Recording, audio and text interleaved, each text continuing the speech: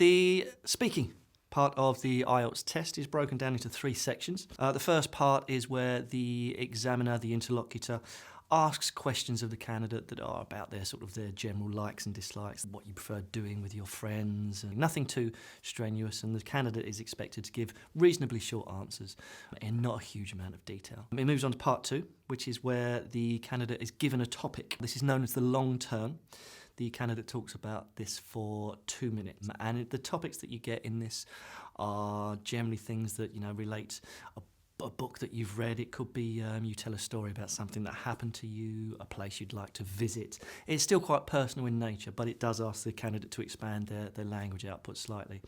At the end of that 2 minutes, the interlocutor asks a follow-up question and the candidate gives a short answer. The topic of part two is then taken on to part three, so it follows on logically, and part three basically opens it up, and the questions that the candidate get are more abstract and ask them to consider things maybe a bit more critical thinking in terms of their answer, cause and effect, and to place a question in a context of society or in the world or in the environment. And they're more linguistically challenging because they ask the candidate to do a bit more speculation. And so rather than descriptive language or simple language that you might be capable of getting away with at part one, this is more about you use things like modality and hypothetical language. And so it does become more complex as it goes on.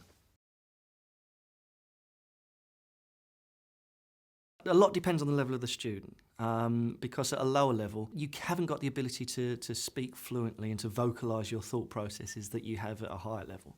At a lower level, you sort of have to plan what you're going to say before you say it a lot more. And so, yes, it can be helpful to teach students some phrases that help them to buy time.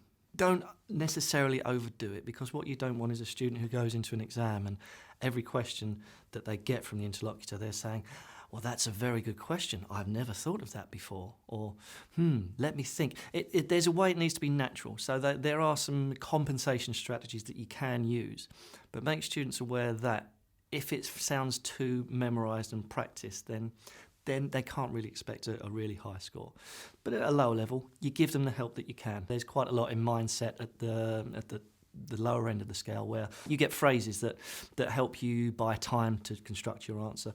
There are a lot of these tips that say, okay, if you're going to do part three, you might not be able to develop your answer in the same way that a high level student could, but you can still do it to a certain extent and to the best of your ability. But in terms of part three, the questions can be quite challenging. They can be difficult. One thing that I would try and suggest is try and get your students to sound as natural as possible. One thing that causes problems is if they are focusing constantly on thinking, I need to use the correct grammar, or if they overthink their choice of language and what words they're going to use, then they kind of get stuck. One of the categories in the speaking test that the examiners are assessing is fluency and coherence. Now, speaking fluently doesn't necessarily mean that you are speaking in full and complete sentences from start to finish that are perfectly constructed and you don't pause for breath as I'm doing now, because that's not a natural way of speaking. People don't do that. Fluency is about being able to produce a language in a naturalistic way. So try and get your students to do that as much as it's possible for them to do. They might not be producing completely correct language, but at least they are producing something in a fluid way. Another important tip in terms of sounding natural that I try and make sure that my students have is that in various countries in the world that have different language systems to English, when you're thinking about what you're going to say, the sound can be quite elongated. So you may find in certain cultures that when you're trying to say something, the are longer. They're more punctuated in English. We don't do the long ers. And so what I often teach my students is try and cut those down, because then you'll sound more natural. And in English, we tend to say or And it's just these little things that add up to you being able to tell the student, don't just get focused, don't get too preoccupied on using the perfect grammar, because you've got to try and sound natural as well, and you've got to be as natural sounding as you possibly can. And that's difficult for lower levels in part three, but it's so important if you are aiming for a higher score. The part three questions that you get, it doesn't matter too much if you jump back and forward on what you're saying, as long as you're doing it in a way that people might do naturally in conversation. Because Nobody speaks in a completely linear fashion. Nobody says, here's my point, and I'm going to get from point A to point B just completely logically. People jump about.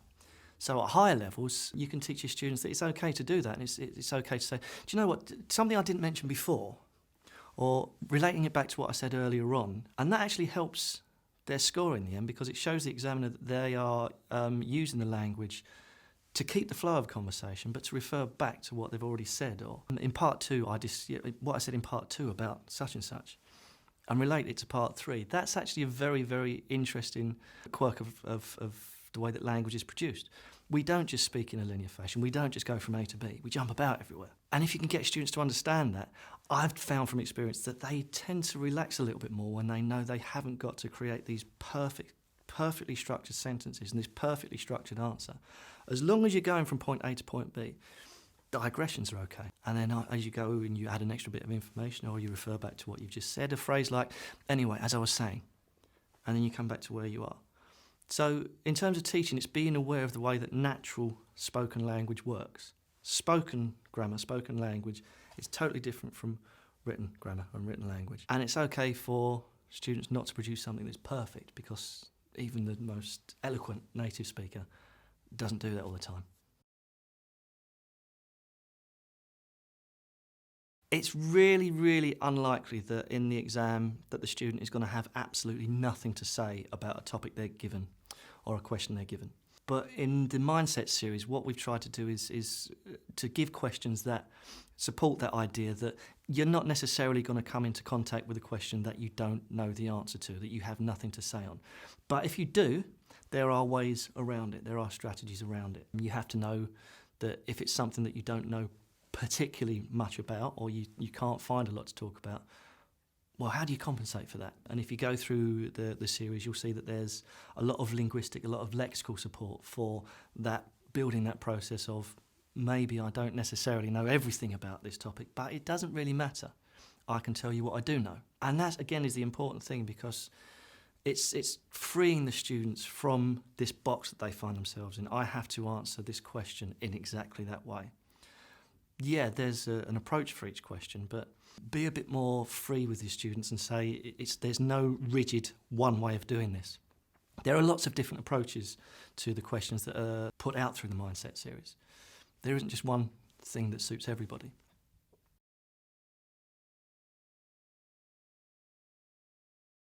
The main point is that if you have got an accent, then that's okay. It doesn't matter if you're from a different nationality. You don't have to try and overcompensate and try and sound like a particular person that you've seen on the telly or you've heard on the radio, or what your idea of a perfect pronunciation is. The main thing is that when you get in the exam room, that you are intelligible, that the examiner can understand what you're saying. And so a teacher needs to be aware of their individual students, and maybe there's certain areas of pronunciation that student has a problem with. That student might not have. They might have something different. As long as the overall intelligibility is good, you can work on fine-tuning. As long as they are putting the stress and the prominence in the right places in words and sentences. English is very much about the stress. Work on chunking, work on groups of words together and putting the stress in the right place, rather than individual sound formation. It's about how the examiner can understand you. It's not about how well you can approximate a particular sound according to what you think it is or what you've heard it to be.